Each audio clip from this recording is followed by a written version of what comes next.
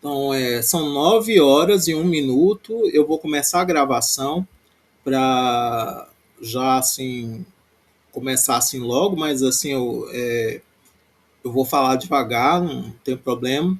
Assim, quem está perguntando sobre a atividade de você, eu vou falar sobre a atividade hoje e vou corrigir mais ou menos a atividade, mas eu ainda espero que vocês façam. Quem não fez, né? Eu acho que só umas 9 pessoas entregaram e eu espero que ainda façam, né? Todo mundo. Algumas pessoas teve um, se, tem muita questão assim, por exemplo, de da pessoa não conseguir fazer assim escrever as letras. Mas no começo é interessante você pegar um lápis, uma caneta, né? E escrever, né, as palavras, escrever as letras, né, para poder dominar, né, aquelas letras e não confundir uma letra com outra letra, né? Então, é por isso que é bom fazer essa atividade no começo, né?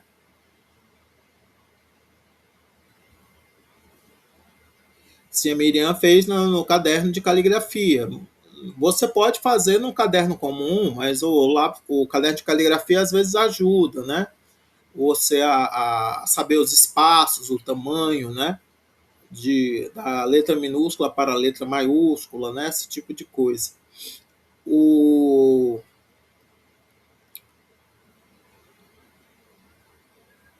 Uhum.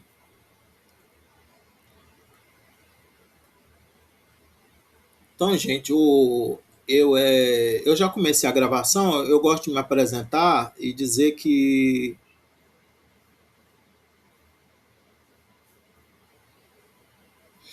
o Jonas disse que a gente tiver impressoras dá para imprimir algumas coisas, né?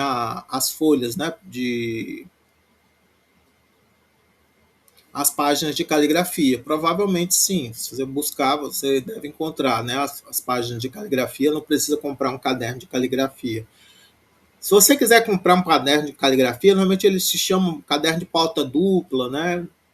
Parece uma coisa boba, mas todo lugar tem ainda assim. A não ser que você não tenha acesso mesmo a uma papelaria ou uma lojinha que venda isso aí. Mas se você tiver uma folha dupla, né? Você pode imprimir. Aí sim, aí alguém falou alguma coisa sobre a tradução. Não, a gente ainda não fez tradução. Não, ainda não, ainda não. A gente está fazendo ainda, aprendendo as letras, ainda estamos na parte da alfabetização, né, do curso. Parece besteira? Parece, mas isso depois vai cobrar, né, que vocês depois vão se confundir, né, e aí vai ser assim, tudo bem, Abelar. É interessante que vocês não se confundam, né, assim, não confundam letras, né, que vocês aprendam a diferenciar bem as letras. Então, vamos começar, né? O meu nome é Gilson Gomes Bento, eu sou professor voluntário neste curso de Introdução ao Grego Clássico Koiné e é promovido pela Universidade Federal do Ceará, pelo Núcleo de Cultura Clássica. Estamos aqui no Grego 1. Esse curso de introdução tem 2 semestres, o Grego 1 e o Grego 2. Estamos aqui utilizando o método Atenase ou Atenas de. Ainda estamos na introdução, ainda estamos fazendo a alfabetização. Estou falando aqui dos espíritos ou sinais de aspiração. Essa palavra espírito, ela, ela vem assim do termo pneuma e espíritos, ele foi o termo pneuma foi traduzido para o latim como spiritus, sem um e, né? E não significa assim uma espécie de alma, né? no contexto gramatical, ele vai significar uma aspiração, né? Um sopro, né? De ar. E aí o que acontece é que na pronúncia clássica, né? Grega, lá do século V a.C., em Atenas, você tinha, em algumas palavras, um sopro, né, uma aspiração no começo de algumas palavras que começavam com vogal ou ditongo. E aí, os gramáticos lá do Egito, em Alexandria, criaram, né, uma simbologia, né, para representar esse sopro, essa aspiração. E continua ele inicialmente essa aspiração era era representado pela, espera aqui, tá travando um pouquinho, pela letra eta. Mas aí ele passou a ser simplificado de alguma maneira, né, como se fosse assim e assim. Aurânio. Aurânio. Metade da letra eta. E aí isso foi evoluindo para um símbolo assim e um símbolo assim, que parece um abre e fecha aspas, ou porque fica bem assim, fica bem em cima da vogal isolada, né? E fica na segunda vogal do ditongo. Então você tem aqui esse. Aí é que eu fiz uma observação aqui, esse asterisco aqui, que no grego moderno essa aspiração ela desapareceu.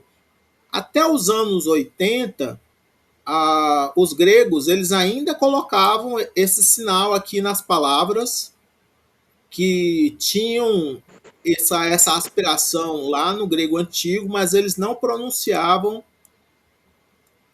essa aspiração. Mas nos anos 80 eles tiraram e pararam de usar também esses sinais.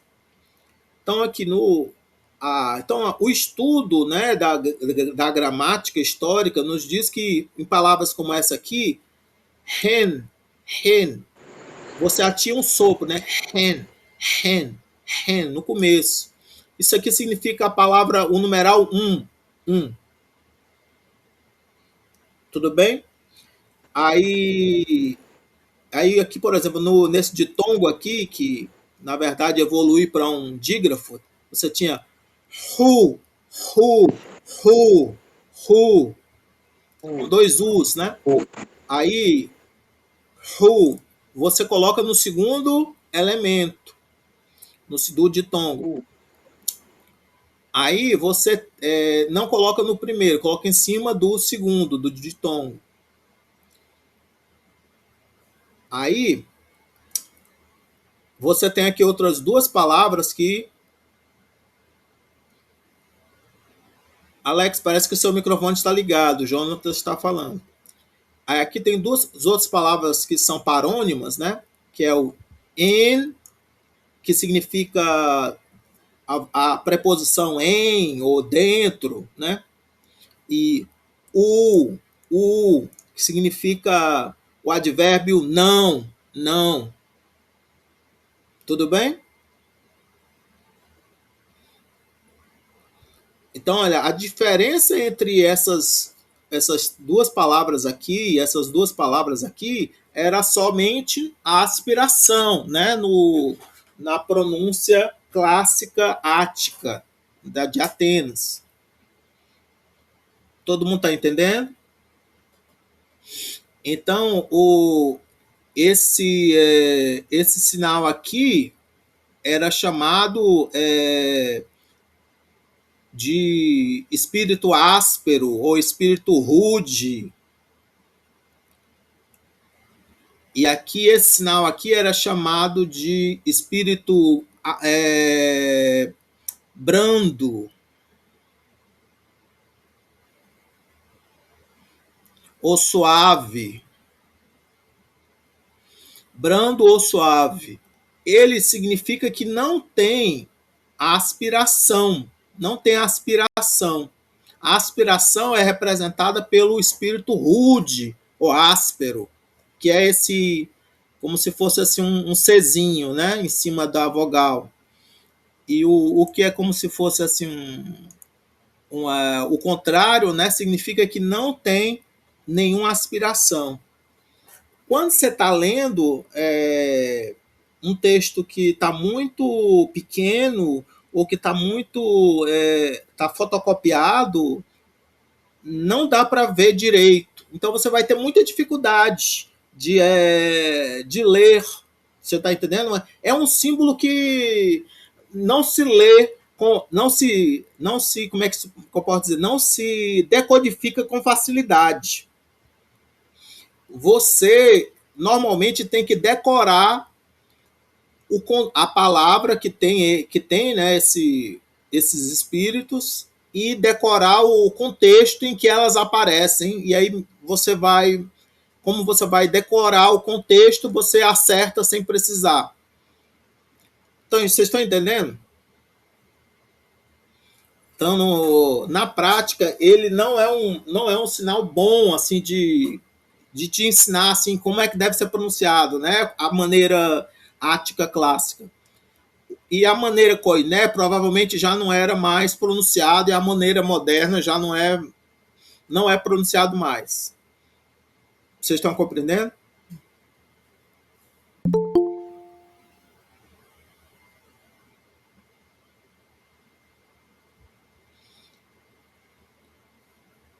Vocês aí fizeram algumas perguntas. Deixa eu ver se eu consigo responder.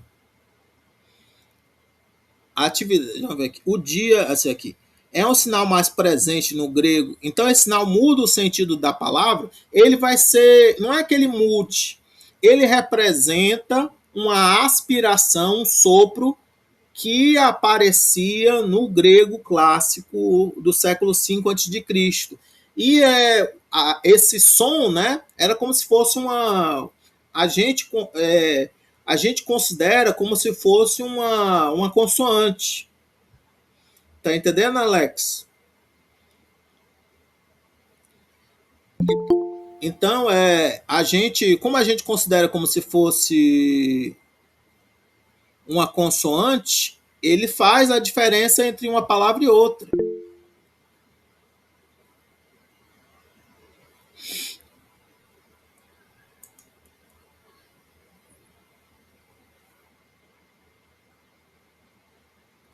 A verdade é que na época do grego koiné, Célio, não ele já tinha sido inventado, mas não se usava no dia a dia. Quem usava esse símbolo eram gramáticos, não as pessoas comuns. Aí, na leitura, isso é importante ou tem como ter uma opção na pronúncia, Daniela? É importante um pouco, porque se espera que você, quando você está aprendendo aqui, eu vou ter que ensinar para vocês que estão iniciando, né? Mas assim, vocês podem optar assim por uma pronúncia moderna ou assim mais intermediária que não pronuncie. Tá entendendo? Existem pessoas que usam uma pronúncia mais moderna ou mais intermediária e que não pronuncia esse símbolo. O símbolo aparece escrito ou não, às vezes. Tem uma Bíblia chamada Apostolic Polyglot Bible, de um editor chamado Vanderpool, que ele publicou a Bíblia toda em grego, né? A Septuaginta sem os deuterocanônicos, mais o Novo Testamento e ele não colocou esse símbolo. Então, vocês estão entendendo? Então, mais assim, edições críticas modernas da Septuaginta ou do Novo Testamento, você vai ver esse símbolo. Tudo bem? Mas se você for ler o manuscrito do século II, do século I, né, ou até posterior, às vezes você não vai encontrar esse símbolo. Não vai estar presente. E se você for ler textos, manuscritos ou inscrições de grego clássico, lá do século IV a.C., século V a.C., você também não vai encontrar esse símbolo, porque esse símbolo não havia sido inventado ainda. Ele vai ser inventado, não vai ser inventado na Grécia, ele vai ser inventado no Egito, posteriormente. Tudo bem? Todo mundo entendeu para que ele serve?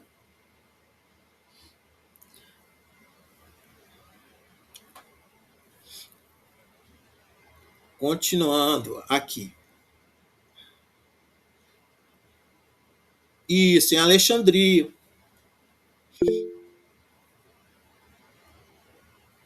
Aí aqui um pouco sobre os ditongos. Ditongo, gente, é quando você tem uma vogal, duas vogais na mesma sílaba, ou uma, podemos dizer assim, uma vogal e uma semivogal na mesma sílaba. Mas existe uma outra coisa chamada dígrafo. Dígrafo, vocês sabem o que é o dígrafo? Dígrafo é quando você tem duas letras que representam um só som.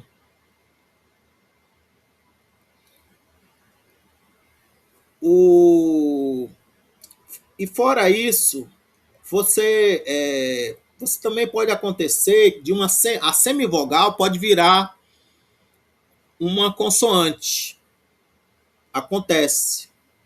Vocês estão entendendo? Se você tem um ditongo, esse ditongo pode virar um dígrafo, pode virar uma só vogal, pode monotongar. Pensa assim, por exemplo, em dizer assim, beijo, beijo. Como é que vocês falam beijo? Vocês falam beijo ou vocês falam beijo?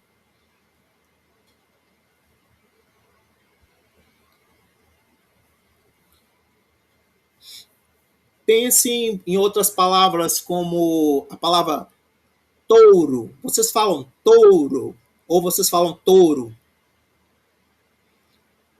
Touro. Mas você diz touro ou você diz touro? Touro. Touro. Na pressa a gente fala touro. Pois é. Vocês dizem loira ou vocês dizem loura? Loura. Pois é. Vocês dizem louca ou vocês dizem louca? Louca. Pois é. Então, existe monotongação também em português. Mas o que aconteceu eu estou explicando isso para vocês entenderem a diferença do grego clássico para o grego moderno. Então, por exemplo, o ditongo aqui, ai, alfa, iota, né? Aqui, ó, ditongo ai, né? Ai. No grego moderno, ele vai ter o mesmo som que é. Então, ai, gis, você vai pronunciar is, no grego moderno. Aí aqui, ao, esse Y tinha um som de né?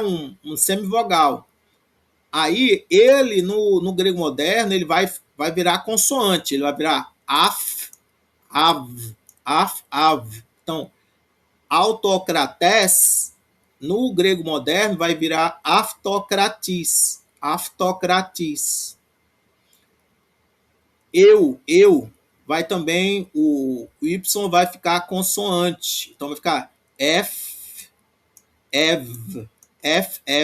Então, eugenes vai virar evgenis. Sim, do jeito que eu estou falando. Evienis, Evienis. Agora, el vai ser pronunciado if, if. Então, Heureka vai ser pronunciado ívrica, ívrica. Oi vai ser pronunciado i no grego moderno. Oikonomia vai ser pronunciado economia. Ui vai ser pronunciado i no grego moderno. Então, ruios vai ser pronunciado ios.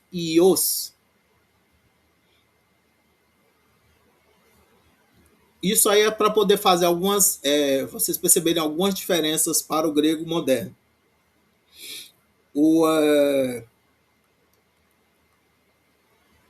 Tem esse outro dígrafo aqui. Cadê o dígrafo? Passei do dígrafo. Não, até porque vinha depois. Tinha aqui esse YJ.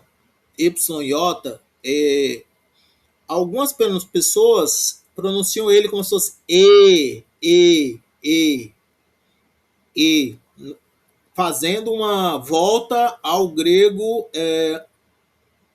querendo reconstituir o grego antigo. Eles dizem mas normalmente a gente aqui, eu quero dizer no Brasil, a gente diz ei. A gente não diz e. Vocês estão entendendo?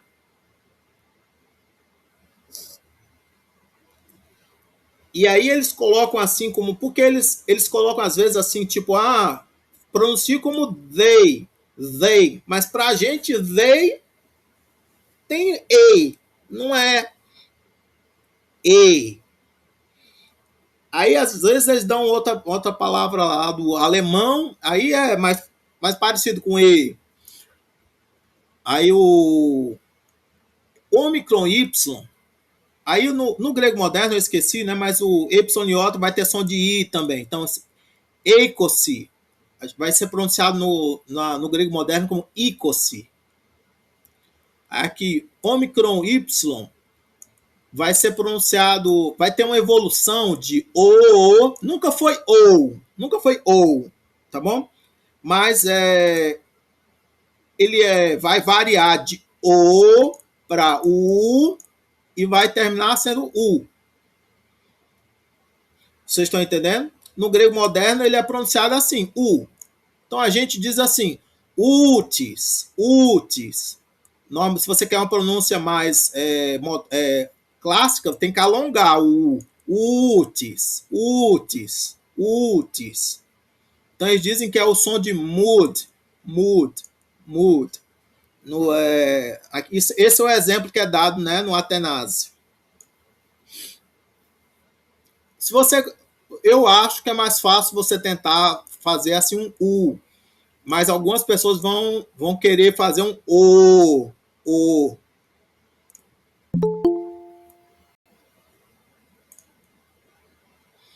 Maria Brenda.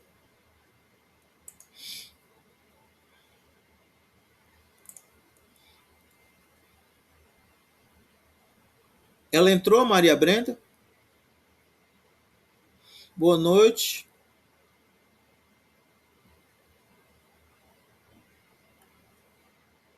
Entrou. Então, aqui, continuando aqui. O iota subscrito. O iota subscrito, ele era um iota que ele era escrito ao lado, chamado de adscrito, dessas vogais longas aqui, alfa, eta e ômega, em algumas palavras. Mas que ele vai parar de ser escrito. Vocês estão entendendo? No período pós-clássico, ou talvez assim, antigo, né? Antigo não, assim, tudo bem, Maria. um período assim, pós século 8 a.C., né?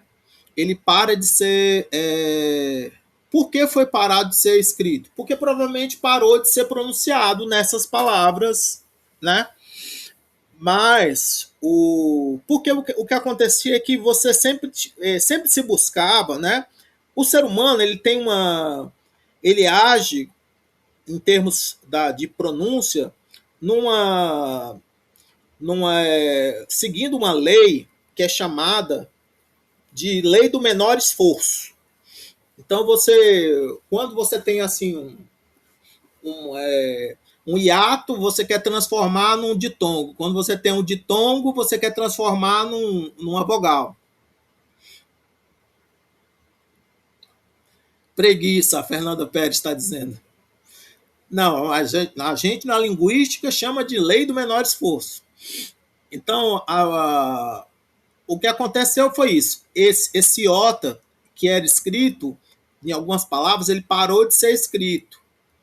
E aí, mas aí quando chega lá no Egito, os gramáticos eles vão tentar recuperar ele. Então vão começar a escrever ele embaixo, né, para poder representar ele novamente, né? Então o que acontece é isso, lei da economia linguística. A Renata está dizendo. Então o que acontece é isso. Hoje em dia a gente registra nos textos críticos uma forma assim, uma forma só. Em alguns textos, tipo assim, então, tá vendo aqui como esse proster e crene, ele tem, né, um iota subscrito aqui e um iota subscrito aqui. Então ele vai dizer assim: você vai encontrar nessas palavras aqui sempre escrito dessa forma, mas você pode acabar encontrando algum manuscrito onde tenha o iota do lado, o iota adscrito. Então era uma coisa que podia variar. E aí, quando a gente vai... essas são as regras de ortografia para poder escrever editar, né, um texto antigo no grego moderno, né? Então você põe assim o iota subscrito assim quando está tudo em minúscula, mas se está tudo em maiúscula, nas palavras que tem o iota subscrito, ele vai aparecer adscrito. Então aqui, ó, tei, crenei, tá do lado, né? Então aqui, quando está assim tudo em minúscula, você vai ter a opção de pronunciar o iota subscrito ou não. Ou você pronuncia ou não pronuncia. Ou você vai dizer postei crenei, ou você vai dizer assim pros te crene, sem o iota, sem dizer o i. Vocês estão entendendo? Professor,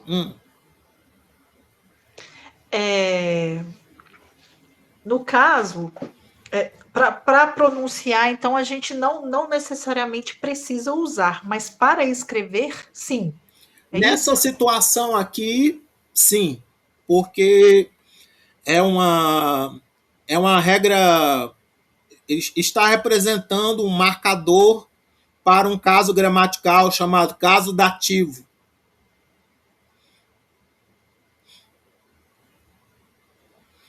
Então ele tá marcando aqui uma regra gramatical. Se você tira, fica mais difícil de compreender a sintaxe do texto, a morfossintaxe do texto.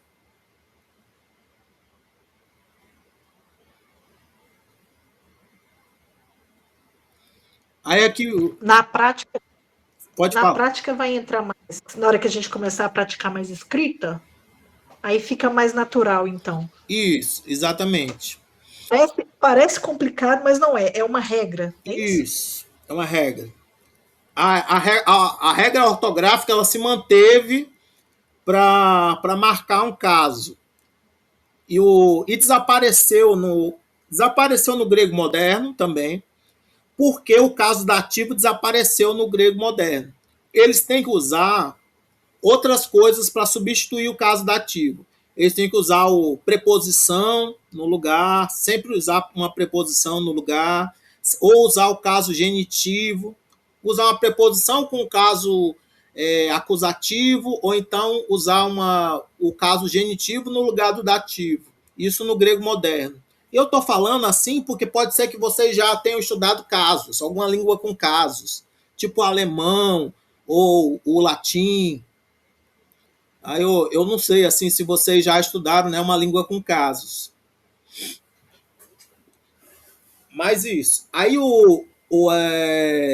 quando tá todo em letras maiúsculas, né, esse iota, você pode até pronunciar, mas se você souber que ali está no caso dativo, você pode querer não pronunciar também. Você pode dizer, pode pronunciar, não pronunciar. Para mim, eu vou pronunciar sempre para poder chamar a atenção para vocês que está lá. E também, quando for o caso dativo, aí é que eu vou pronunciar sempre para poder chamar a atenção para o caso dativo. Tá dando para entender? Aí você, em alguns textos e sites, você vai encontrar assim, ó, e o iota do lado, adscrito, que a gente chama. Tem uns sites, né, que vão pronunciar, vão escrever assim. É mais fácil de digitar assim. Mas não é uma regra que se universalizou, não.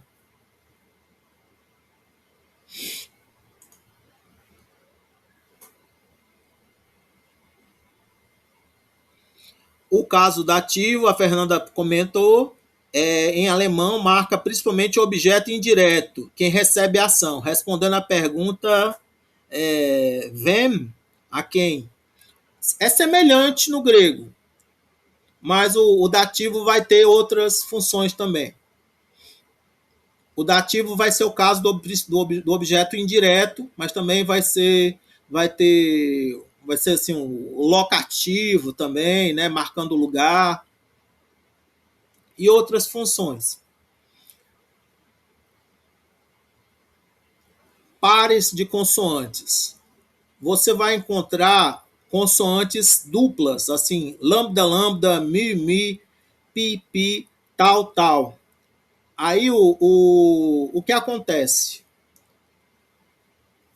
Se você for fazer uma pronúncia muito forçada, bem intensa, você vai fazer uma dópia, uma espécie de uma pausa, um prolongamento, né, da consoante. Então você vai dizer assim, gamma.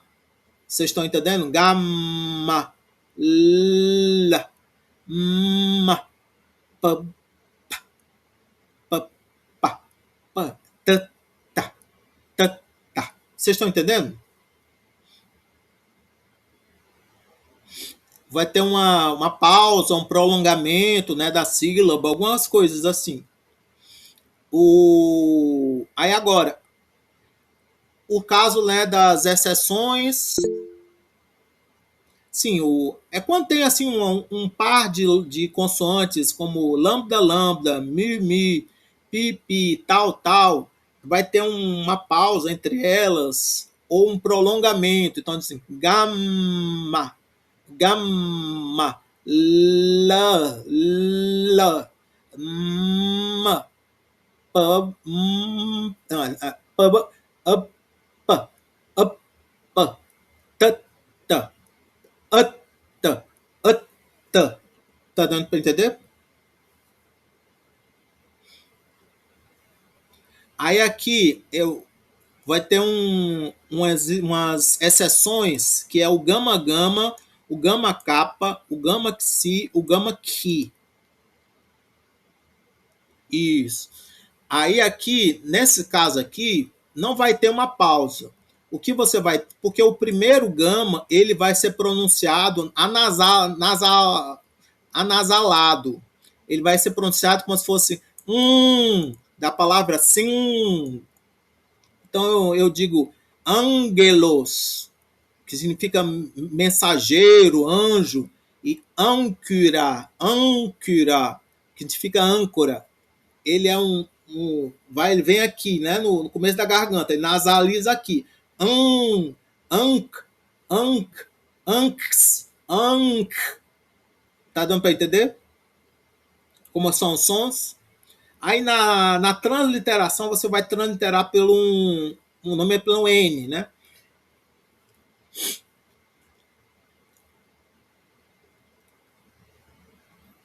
Todo mundo entendeu isso aqui?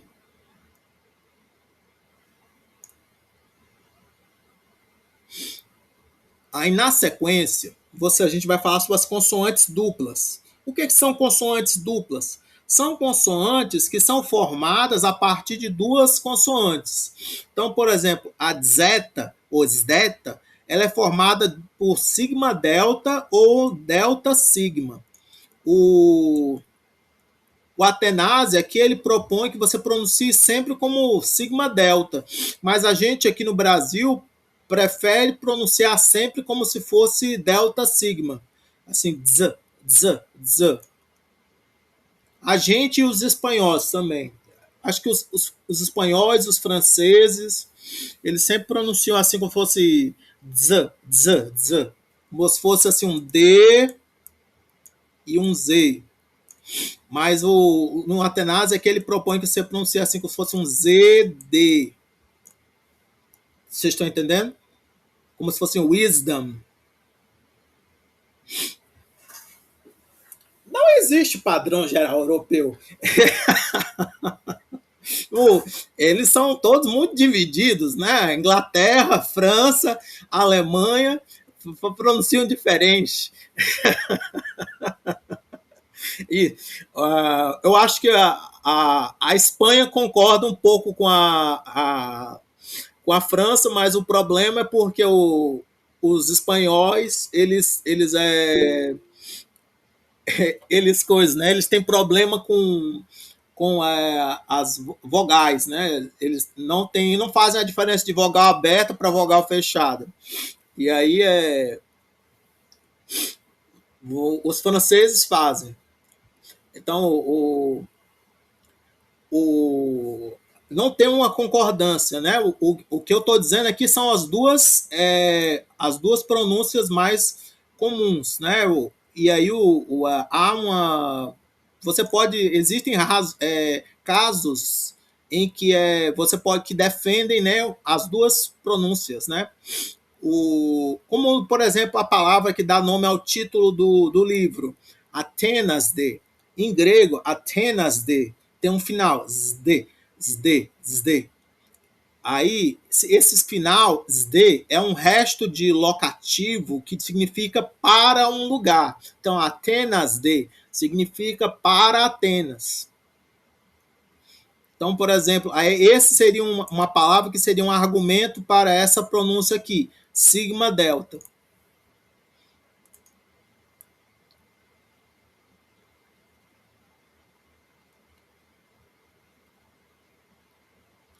Pois é, você perguntou latim, anglo-saxões, é complicado, né? Os latinos já são divididos entre eles, né, na questão da pronúncia, e os anglo-saxões também não são unidos, não, porque os alemães assim não concordam com os ingleses também na pronúncia. Mas isso aqui que eu tô tentando ensinar para vocês, eu tô dando assim, eu tô falando o que tem escrito no Atenásia, mas eu modifiquei algumas coisas, porque isso aqui é a minha versão da introdução do Atenásia. Vocês estão entendendo? Eu modifiquei, né, algumas coisinhas. Aí O xi, a letra xi, ela também é uma letra dupla. Ela é uma combinação de kappa sigma ou gama sigma ou ki sigma. Então, quando essas letras ou sons, né, que elas representam se juntam, né, eles simplificam para xi. Não é só o kappa e o sigma.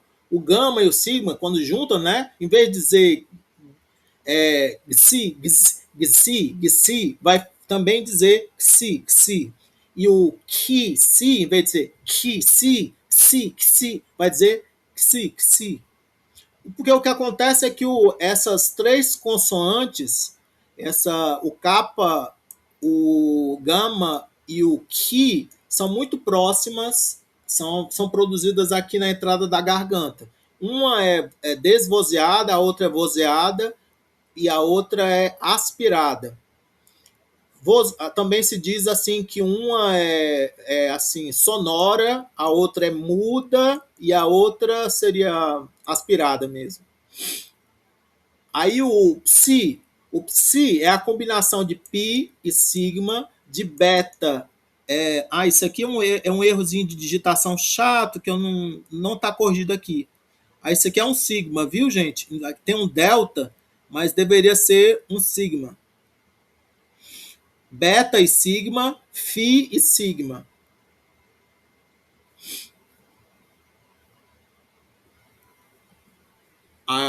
Aí aqui, a mesma coisa, o mesmo raciocínio. Pi é o desvozeado ou mudo, o beta é o vozeado ou sonoro e o fi é o aspirado. Aí aqui tem essas três consoantes aspiradas. O teta é a aspiração de tal. O fi, ou pi, é a aspiração de pi. O ki é a aspiração de capa. Aí aqui ele vai ter uma classificação fonética, né, das consoantes. Mi, ni, e unga, unka, untsa, unki. O gama, né, vai ser nasal. O rã e o lã vai ser líquida, vai a gente chamar de líquida. Alguma coisa a ver com barulho de água, né? Lembra de alguma maneira. Ou sigma vai ser uma sibilante, né? Tem um som de sibilar, né? Aí oclusiva significa as consoantes onde a boca e os órgãos de fala vão barrar o ar saindo, né? Vão se fechar, né? Para barrar o som. Então, assim, tem as labiais, oclusivas labiais, oclusivas dentais e oclusivas velares. As oclusivas labiais, elas barram, né, o ar, né, com os lábios. Então, você tem o P, que é o pi, o B, que é o beta, o P, que é o pi, o F, que é o fi, que é as desvozeadas aspiradas. Aí, os dentais, a gente tem, são as que são produzidas assim, com os dentes superiores, né? Que é o tal, que é o t, o d, que é o delta, o t, o th, que é o theta ou theta. Aí, essa aqui, a pronúncia mais antiga seria só assim, t, atrás dos dentes. Mas a pronúncia moderna e a pronúncia mais intermediária é em interdental, assim, theta, theta. Tudo bem? Aí aqui, os velares são produzidas aqui na entrada da garganta, né? Aí, capa é k, gama normalmente é g, e ki normalmente é um capa aspirado, então vai ser k. Mas você pode pronunciar h, que vai parecer mais moderno. E se você não conseguir, você vai acabar pronunciando isso aqui como se fosse um T, e isso aqui você vai pronunciar como se fosse um capa mesmo. Que é como os italianos fazem. Vocês estavam perguntando, né? que os europeus fazem? Cada um vai para o seu lado, né? Então, os italianos, na hora de pronunciar, eles dizem, olha, não se preocupe não, faça um T aqui, aqui faça um K. Então, um K, então eles simplificam, mas normalmente aqui no Brasil a gente pronuncia isso aqui como se fosse o TH em inglês, assim, theta, e esse aqui a gente pronuncia como se fosse o CH alemão. Então, são ha. Sim, claro. Mas vocês entenderam como é normalmente a nossa pronúncia? Então, normalmente a gente pronuncia isso aqui como se fosse theta, e esse aqui como se fosse um CH alemão, assim. Ha. Como assim, tipo, bar. Alex, quer perguntar alguma coisa? Só uma dúvida. Reta, né? Esse que tem a bola cortada no meio. Ele tem duas maneiras de escrever, é? Eu não entendi. Algumas letras vão ter mais do que uma forma de escrever. Essa aqui é a padrão. Mas existe uma outra que é assim. Você viu, foi? Assim? Pô, eu não sabia qual escrever, qual eu treinaria. A bolinha ou esse 9 aí? Você pode treinar os dois, não tem problema. Mas não existe uma regra universal sobre quando é que se usa um e a outra, não. Tem a gramática, né, do Antônio Freire, dá uma sugestão lá, mas é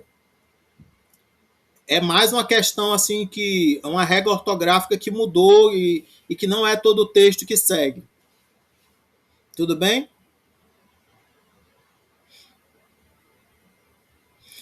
Mais para estética. Não, e eu nem estou mostrando todas, porque depois vocês vão ver que tem algumas coisas. Assim, tem um pi que ele é tipo assim. Tá vendo? Isso aqui é um pi, mas ele parece um ômega.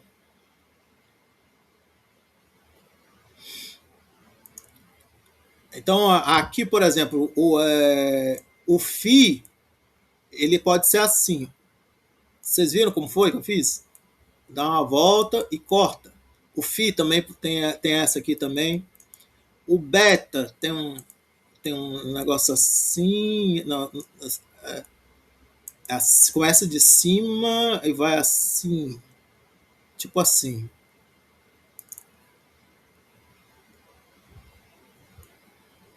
O delta às vezes vai assim. O gama às vezes é aberto aqui, ou às vezes é assim, bem fechadinho, parecendo um Y. O capa, tem uns capa que é um xizinho assim, em cima da linha.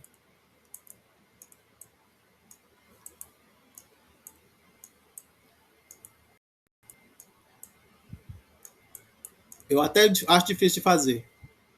Aí aqui as duplas, né? Ele deu as duplas aqui, né? Zeta, Xi, Psi. Aí aqui ele vai falar um pouco dos acentos, mas eu acho que a aula está acabando, aí eu não vou falar dos acentos hoje. Vou deixar para uma outra aula. Vou mudar aqui para atividade.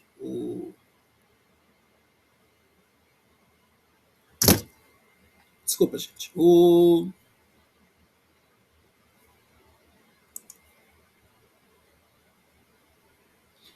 Deixa eu ver aqui. Sim, essa aqui é a correção da atividade. Aí, vocês viram que eu coloquei uns dicionários lá na sala de aula? Eu coloquei uns dicionários. Aí vocês ainda podem fazer essa atividade, principalmente se vocês forem fazer à mão, viu? Porque vocês praticam a escrita. Então, aqui eu citei, né, o dicionário Isidro Pereira, que é um dicionário que foi o primeiro dicionário que eu usei, né, de grego antigo, ele não é assim o mais atual nem atualizado, mas ele foi o primeiro que eu usei, então eu guardo ele no coração, que eu comprei ele lá de Portugal, eu tive que esperar meses para ele chegar, essas coisas. O,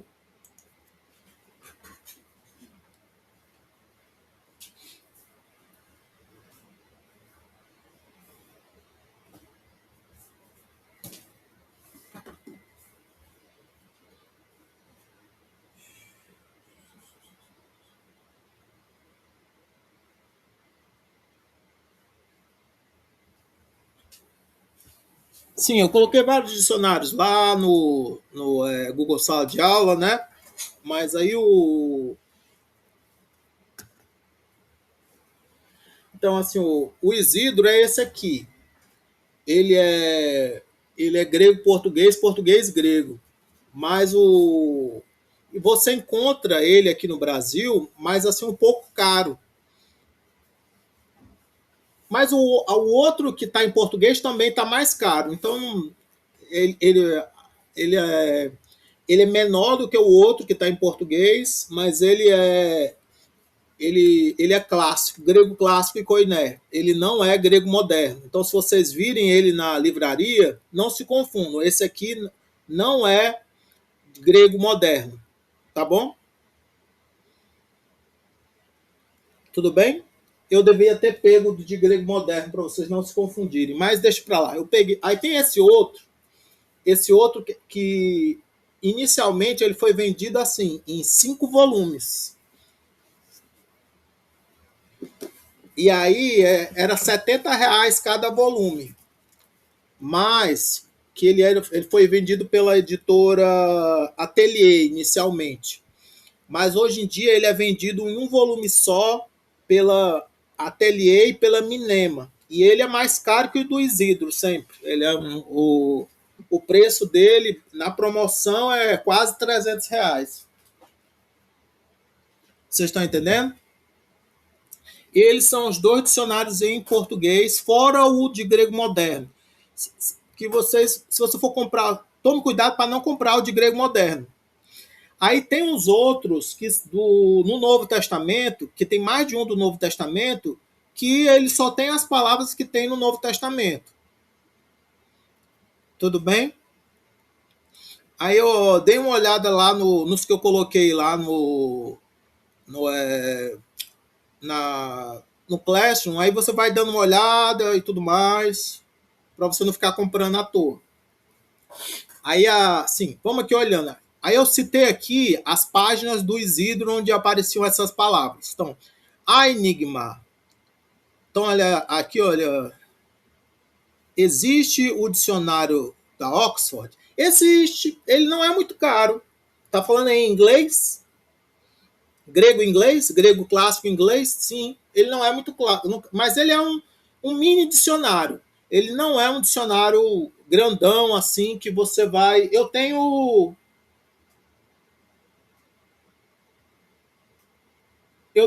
assim uma apostila. Eu não sei se eu tinha o PDF dele, mas ele existe. Você pode comprar, ele não é tão caro não. É arriscado ele ser mais barato do que esses 2 em português.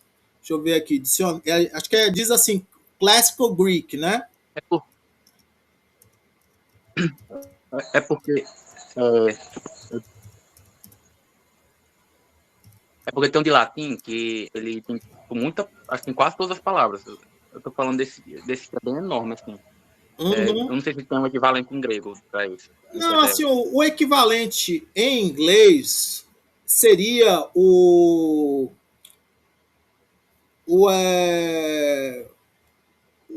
eu esqueci, deu um branco agora, o Liddell Scott.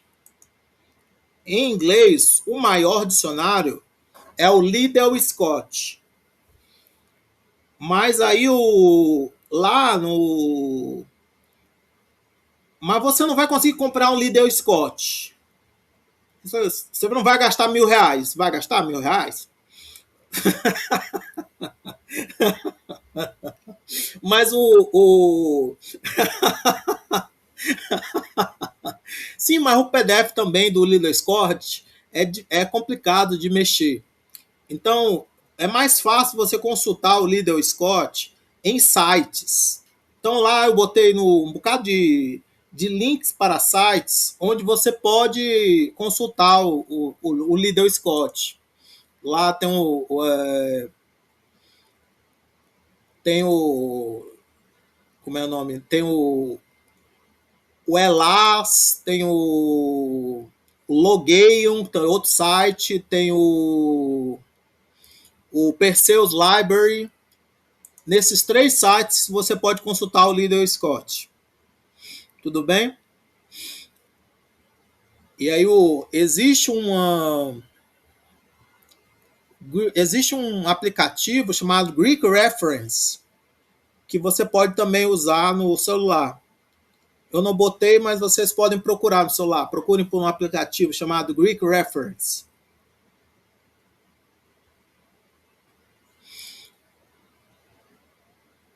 Aí aqui vamos continuar. Ah, uma coisa aqui. Eu não falei, mas vamos fazer aqui uma coisa aqui. Eu tenho que tirar aqui a minha tela, né? Aí aqui, deixa eu ver aqui uma coisa. Pronto. Aí aqui deixa eu ver aqui temos aqui uns 30 alunos hoje, né? Deixa eu ver aqui.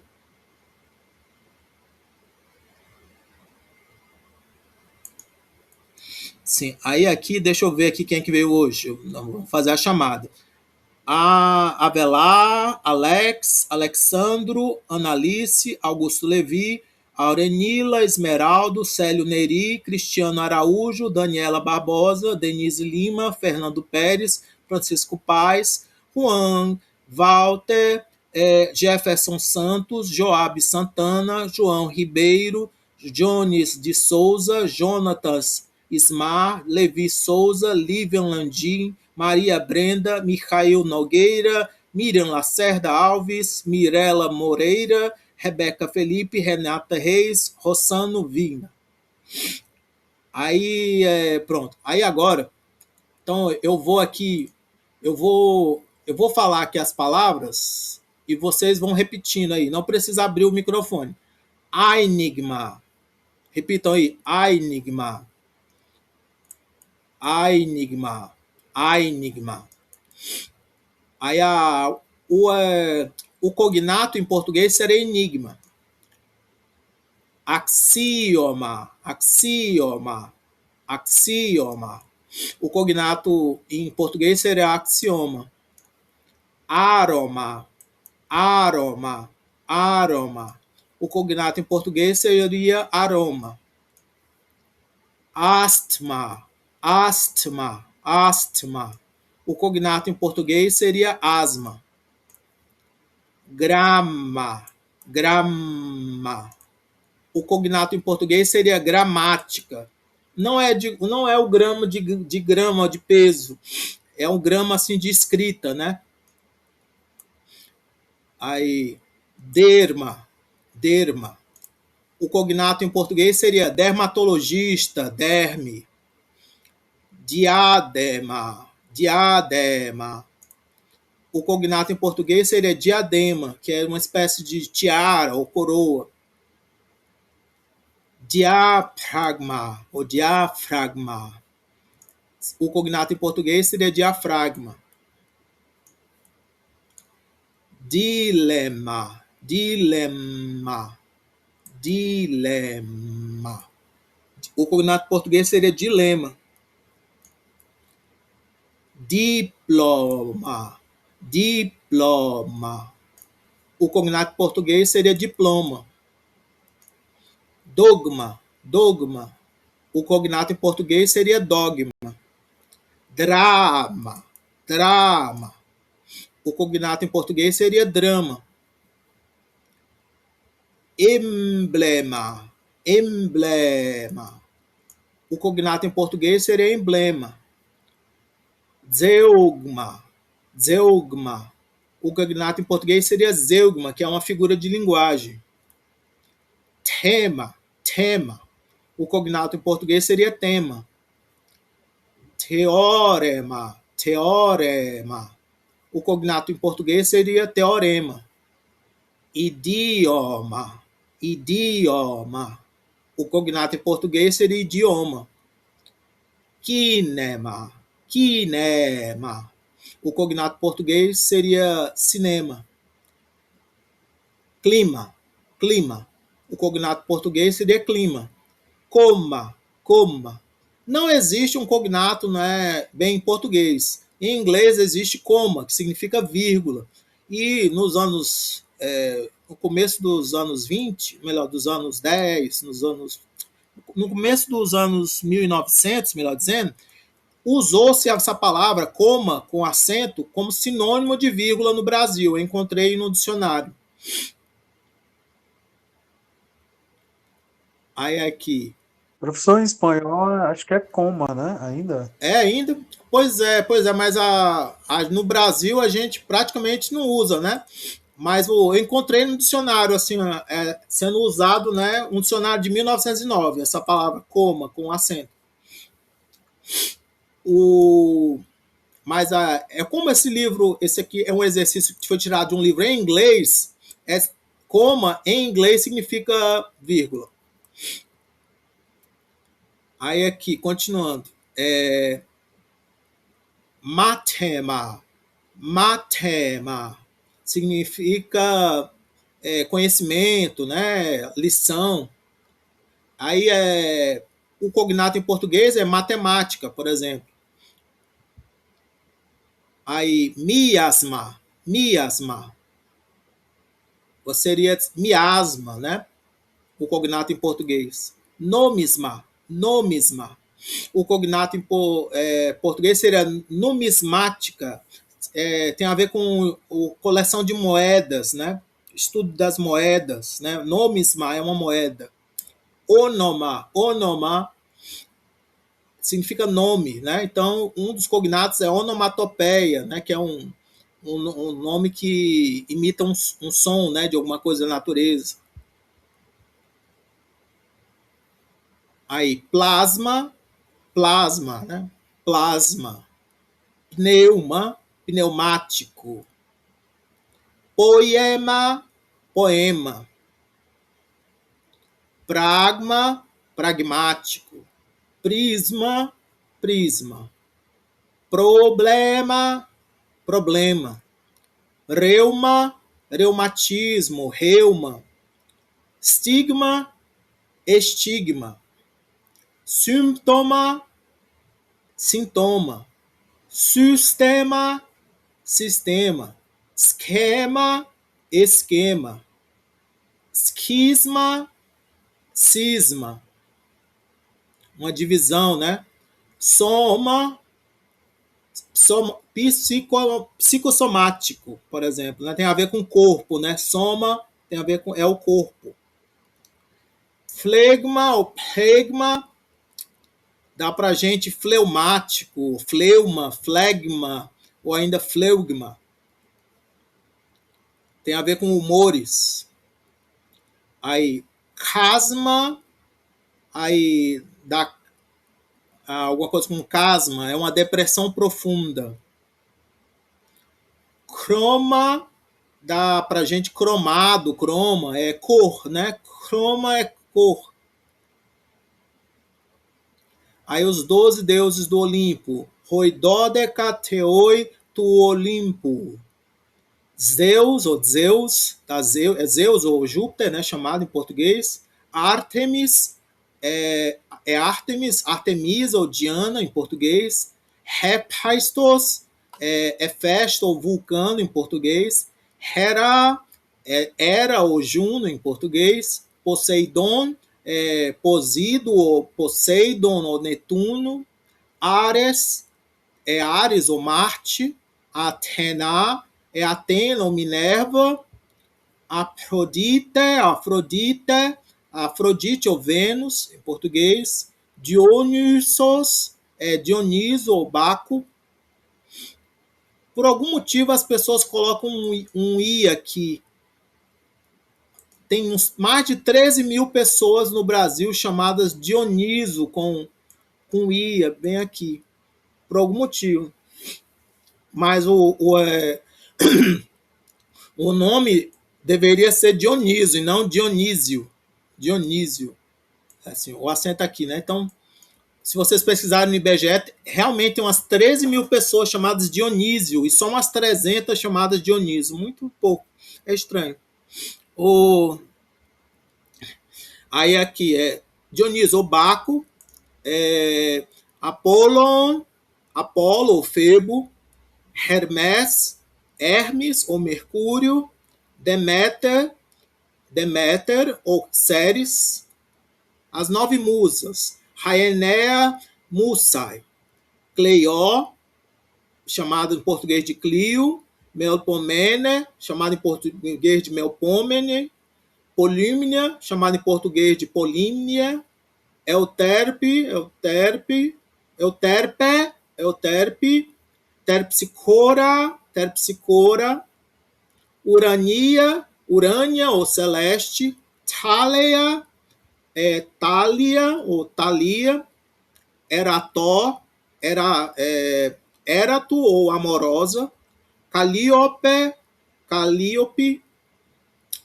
Aí você tem também as 3 graças, Charites, Aglaia, Eufrosina, Thalia, coincidência, Thalia ou Thalia, as 3 parcas, Raimoirai, Cloto, ou nona, Láquesis, ou 10ª, Atropos ou morta, nona, 10ª morta aqui, né? Aí elas são representações do destino, da morte, né? Aí aqui, o texto, né? Não era para vocês traduzirem ainda o texto. A gente vai começar a traduzir na semana que vem. Então, se preparem, porque a gente vai traduzir esse texto na semana que vem. Vamos primeiro tentar pronunciar. Então, leiam comigo. O nome do texto é Rodicaiópolis.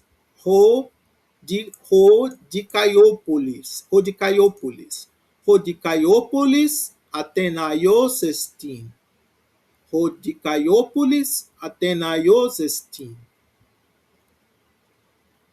Oikei de Rodicaiópolis, ukentais Atenas. Oikei de Rodicaiópolis, ukentais Atenas. Alá entois agrois. Auturgos garestin.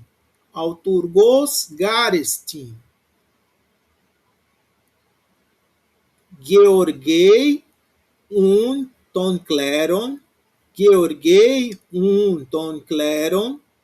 kai ponei entois agrois.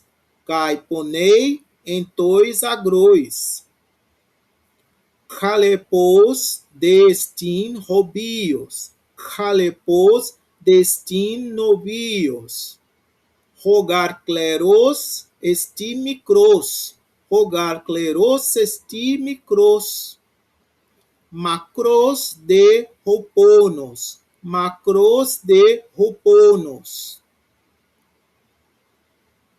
Aei ponei Rodicaiópolis.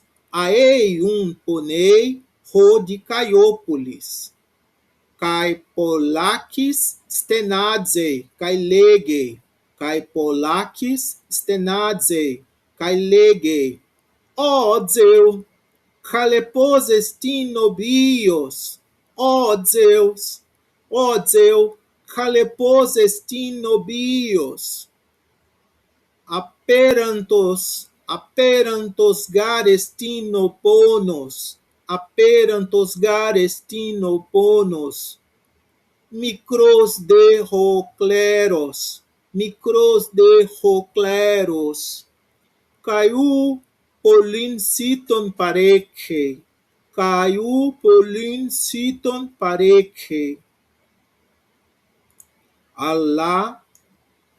Alá Skiros estino antropos, kaiaoknos. Alá Skiros estino antropos, kaiaoknos. Polakis unchaire, Polakis unchaire, Eleuteros garesti kai auturgos, Eleuteros garesti kai auturgos, Filei de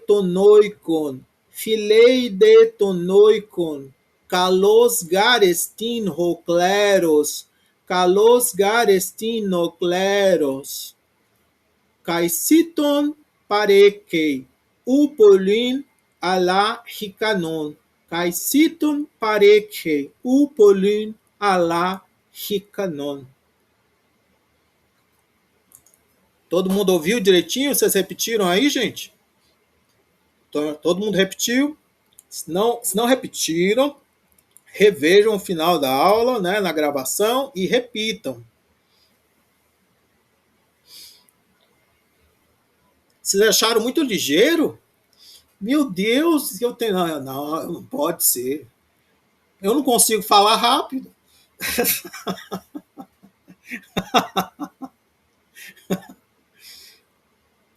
Não, mas a gente vai repetir amanhã não. Semana que vem a gente vai repetir esse texto aí umas 5 vezes. Vocês se preparem lendo aí para vocês poderem, para a gente fazer aí, chamar os voluntários para ler, viu? Passem uma semana aí repetindo o texto.